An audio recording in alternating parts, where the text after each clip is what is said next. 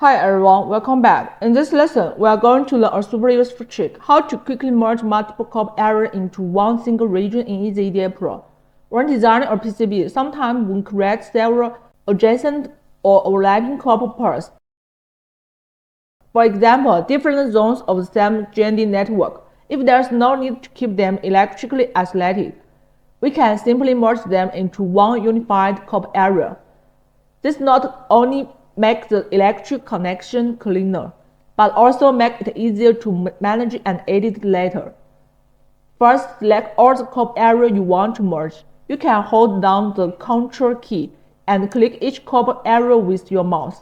This lets you select multiple regions at once. Once they are selected, right-click anywhere on the canvas. From the menu, choose Blend Operation and then click Merge Areas. EasyEDA will automatically combine the selected copper boundaries, creating a single complete copper area. As you can see, the previously separate copper regions are now merged into one continuous shape.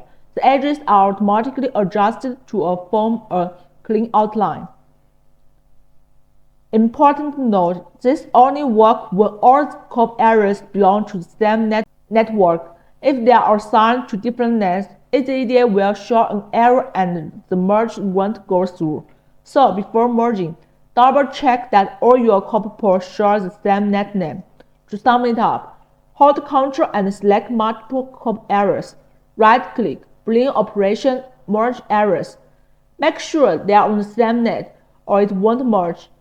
By using this method, you can make your GND or power plant port much cleaner, avoid unnecessary gaps or fragmented regions, and make your PCB layout more professional and well organized.